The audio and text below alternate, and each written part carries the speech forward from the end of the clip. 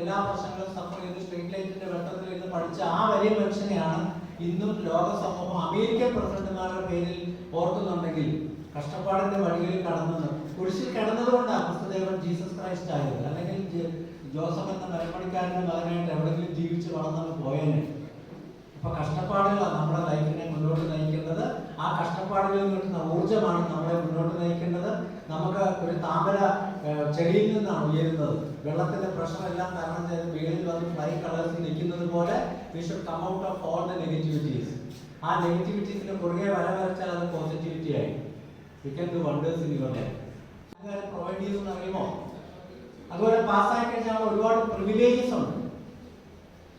Chartered അക്കൗണ്ടൻസിനും ഡോക്ടേഴ്സിനും വേണ്ടി മാത്രം ഇവിടുത്തെ ഫിനാൻഷ്യൽ ഇൻസ്റ്റിറ്റ്യൂഷൻ ലോൺ സ്കീമുകൾ നടത്തുന്നുണ്ട്, അറിയുമോ? ഞാൻ ചില പ്രോപ്പർട്ടികൾ മേടിച്ചതൊക്കെ ആ സ്കീം പ്രകാരമാണ്. ചാർട്ടേഡ് അക്കൗണ്ട് ഡോക്ടർ സ്കീം അതിന്റെ പേര് it is exclusively for CAs and doctors. പേരൻസിനോട് പറയാം, നിങ്ങളുടെ ഇനിയും പാസ്സാകാത്ത മക്കളെ നിങ്ങൾ എൻകറേജ് ചെയ്യാം. അവർക്ക് സമയാസമയങ്ങളിൽ ആഹാരവും മറ്റ് സപ്പോർട്ടും കൊടുക്കുക, മാനസികമായ സപ്പോർട്ട് കൊടുക്കുക, അനാവശ്യമായ പ്രഷർ കൊടുക്കാതിരിക്കുക. അവർ പഠിക്കട്ടെ, അവർക്ക് വേണ്ട സപ്പോർട്ട്, അവരുടെ മനസ്സൊന്ന് പകർമ്പോൾ അവർക്ക് സാന്ത്വനം കൊടുക്കുക, സപ്പോർട്ട് കൊടുക്കുക.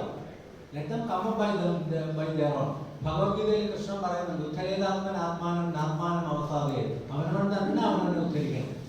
നിങ്ങൾ നോക്കൂ, കൃഷ്ണനും അർജുനനും കൊച്ചിലേ തൊട്ട് കൂട്ടുകാരും സുഹൃത്തുക്കളും ബന്ധുക്കളുമാണ്. പക്ഷെ എന്തുകൊണ്ടാണ് യുദ്ധത്തിന്റെ സമയത്ത് കൃഷ്ണൻ യുദ്ധം ചെയ്ത് അർജുനനെ സഹായിക്കാതിരുന്നത്? ആ യുദ്ധം ചെയ്യുന്നത് അർജുനൻ തന്നെയാണ്. അതാണ് ഉദ്ധരേതാത്മനാത്മാനം. അവനവൻ തന്നെ അവനെ ഉദ്ധരിക്കണം. നിങ്ങൾ സ്റ്റുഡൻസിനോട് പ്രത്യേകിച്ച് നമ്മൾ പഠിക്കേണ്ടത് നിങ്ങൾ തന്നെയാണ്. കോച്ചിങ് സെന്ററുകാർ വേണ്ട സപ്പോർട്ട് ചെയ്തു തരും, ടീച്ചർ ഫാക്കൽറ്റിമാരെ സപ്പോർട്ട് ചെയ്തു തരും, പേരൻസ് സപ്പോർട്ട് ചെയ്തു തരും. പക്ഷെ ആത്യന്തികമായിട്ട് പഠിക്കേണ്ടതും പരീക്ഷ എഴുതേണ്ടതും നിങ്ങൾ തന്നെയാണ്. ആ ഉദ്ധരേതാത്മനാത്മാനം നിങ്ങൾ തന്നെ നിങ്ങളെ ഉദ്ധരിക്കണം. അപ്പൊ അവിടെ അർജുനന് കൊടുക്കാവുന്ന എല്ലാ സപ്പോർട്ടും കൊടുത്തുകൊണ്ട് ഡ്രൈവറെ പോലെ പാർത്ഥസാരഥിയായിട്ട് കൃഷ്ണൻ പോയി.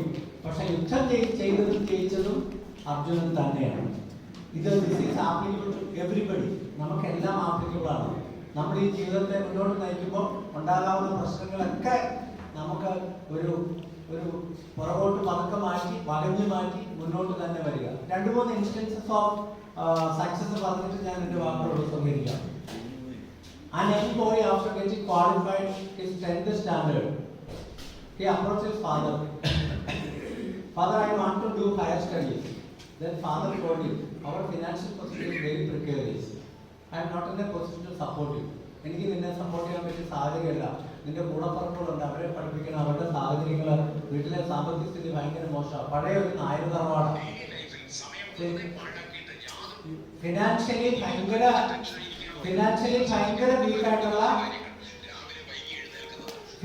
വളരെ വീക്കായിട്ടുള്ള ഒരു ഫാമിലിയാണ്.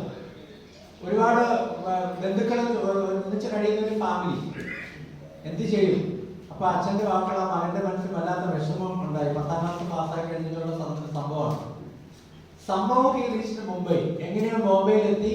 കള്ളവണ്ടി കയറിയെന്ന് തന്നെ പറയാം. അവിടെ വന്ന് ബോംബെയിൽ വന്ന ഒരു ചാർട്ടേഡ് അക്കൗണ്ടന്റ് ഓഫീസിൽ പിയൂണായിട്ട് ജോലി ചെയ്തു. അപ്പൊ വെണ്ടവരുടെ അന്നത്തെ കാലത്ത് കമ്പ്യൂട്ടർ ഇല്ല. സ്റ്റെനോഗ്രാഫർ ആബ്സെന്റ് ആയിരുന്ന സമയങ്ങളിൽ ഈ പുള്ളിക്കാരൻ സ്റ്റെനോഗ്രാഫറുടെ വർക്ക് ചെയ്ത് സപ്പോർട്ട് ചെയ്യുമായിരുന്നു.